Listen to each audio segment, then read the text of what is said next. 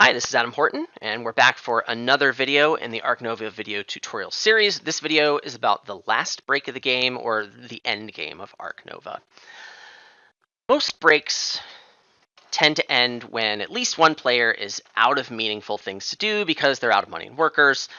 The last break is different because it ends when one player triggers the end of the game when they get to enough victory points to do that. This isn't always the case. You should be looking for ways to cause breaks quickly if you think that benefits you more than your opponent, but it's sort of unusual for every break of the game to happen so quickly to the point where you're concerned about the number of actions you have left in the game unless one player has a bunch of points, right? How you play around this is vastly different, and it impacts what you do in the second to last break as well. So that's the whole concept of endgame play. And a lot of this involves speculation on what is in your opponent's hand. It's important to remember cards that they have taken from the row because you'll have a good idea of whether or not they can end the game before another break happens or maybe another two breaks happen. Especially if they're low on cards and you think you know what cards they're keeping. The biggest difference is that your plans are not about what am I going to do before the next break, but rather they're about how many turns will I get before the game is over, or how many turns will it take me to cross 100 VP. And it can lead to this play pattern in the second to last break where you would like to minimize the number of post-break turns you need to hit 100 VP, and then have your opponent cause the last break because they get as few post-break turns as possible. Sometimes one player can end the game before the next break and the other player can't. And if this is the case, the player who needs that break has to be the one to cause it. And a lot of times that means you're spending a decent amount of X tokens to do it. If this is you, you need to be aware of it. And that's why it's so important to know what your opponent's capabilities are, so you know whether or not you want to cause that break, because that's the opposite behavior of everything I was just talking about. Let's talk about edging. Edging is where you intentionally score less points than possible on a turn so that you don't cross 100 VP. And that gives you, and usually your opponent, an extra turn. This is usually not a great idea, but there are some cases where you want to do this. I would say in general that you should not edge unless you have a good reason to do so. So let's talk about reasons that you might want to do this. One reason is that you are pretty sure your opponent is going to cross 100 VP on their next turn. So really, you're the only one getting an extra action. So like this is usually pretty obvious. It usually means your opponent is just below 100 VP. It's going to be hard for them to do all that much without crossing. Another reason to edge is that you are confident that your extra action minus the points that you gave up by edging will get you more VP than an extra action would give to your opponent. You either need to know what your opponent has in hand or be in a situation where they just don't have money or open enclosures or workers available to score that many points. That's usually when you can be confident enough to do this. Sometimes a situation comes up when you need to meet the requirements for a big conservation project as your last action. That's definitely a way that, oh, I could cross now, but if I edge now, I meet the requirements for a big project and I can score a ton more points. That's the other common case where this might come up. Let's talk about eagles. There are 3 eagles in the game. There's Bald Eagle, Golden Eagle, and Sun Bear. I know that Sun Bear is just a guy in a bear costume, but it is an eagle.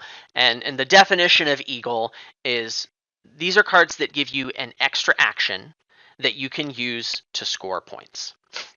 We can talk about other cards that can serve this purpose, and they usually have some condition on them.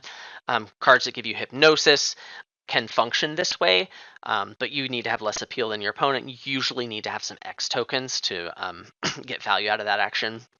Pygmy Hippopotamus is another way you can do this, but you need to have the Africa Partner Zoo. You also need to have a sponsor to play that gives you a meaningful amount of points. There's also Australian Pelican. You can score up to 8 VP by filling your map. This does not happen very often, so kudos to you if you can make it happen. But these are eagles. That's what they mean. That's what they do. Why are eagles so freaking good? Eagles are the best cards in the game. In the last break of the game, as I've mentioned, actions are the limiting factor. Getting an extra action when you weren't supposed to have one in quotation marks, frequently decides games.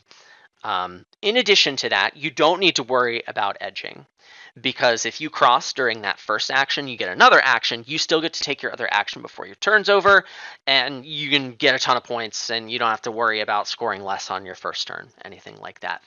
But I want to be clear about something. These benefits, everything that I've talked about with regard to Eagles being good, really only applies when the game is about to end.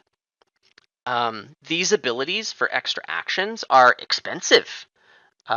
You are paying money for those abilities, and you don't want to waste those abilities if you're going to be spending a lot of money on them. I'm going to say it's extremely rare that you will want to play an Eagle before the end game. It is almost always a waste if you do. I'm going to talk about the exceptions to this on the next slide, but this is such a common mistake. I really want to drive this point home. If you have an Eagle, you should save it until the end of the game. If you play that Eagle early, you are wasting it, you are paying money, and you are not getting the value out of that Eagle. Please don't do that.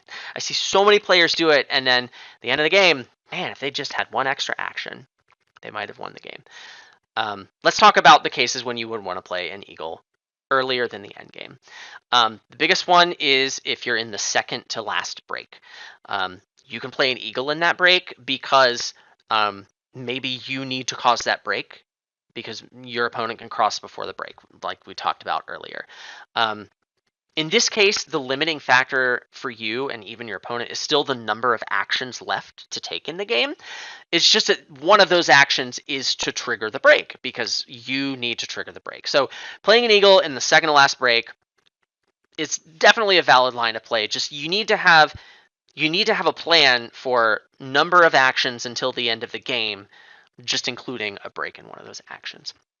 The other big situation where I think it's reasonable to play an Eagle earlier in the game, and this could potentially be significantly earlier in the game, is to back a base conservation project, and notably to compete for a higher level on that base conservation project. This will frequently happen when you need one of the tags to back that project. Sun Bear is definitely the most common case of this because it has 3 tags, right? But if you want to, but sometimes you just need another action in order to do it. And in this case, this is enough victory points where I think you can justify playing that Eagle in the middle of the game when it's not, going to give you all the other benefits I talked about. I would even consider not doing this if it was only a 1 conservation point differential. So like if it was birds 4 versus birds 5, I would probably save my Eagle, or like Europe 4, Europe 5. I would consider saving my Eagle in that situation. And there may be a little bit of debate on this, but I really don't think there are other situations where you would want to play an Eagle early. You might be able to come up with something super edge casey. Good for you. I'm not going to say never, but you need really, really compelling reasons to play an Eagle before the end of the game. Let's talk about calculation.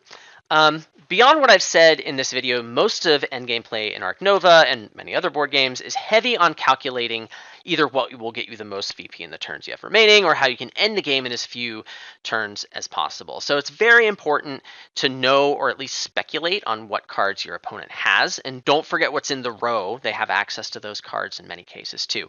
That's extremely valuable here. So make sure you track what cards you know they have throughout the entire game. In order to know who is going to be proactive and trigger the end of the game, you need to know if your opponent can hit 100 VP sooner than you, or at least know what the worst case is for that to happen. You also should know how to hit 100 VP in as few turns as possible, really at any point once you see a path there.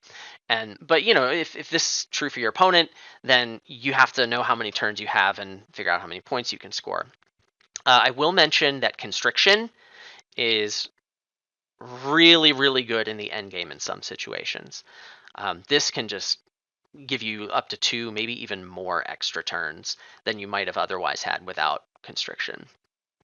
Hypnosis can also do this, but hypnosis can kind of cause that same impact even earlier on in the game.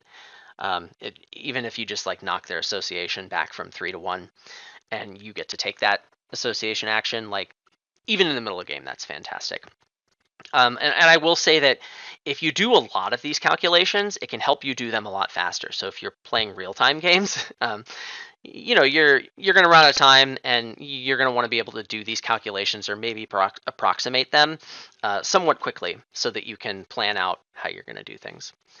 That's all I have to say in this video, and I'll see you for the next one. Thanks for watching.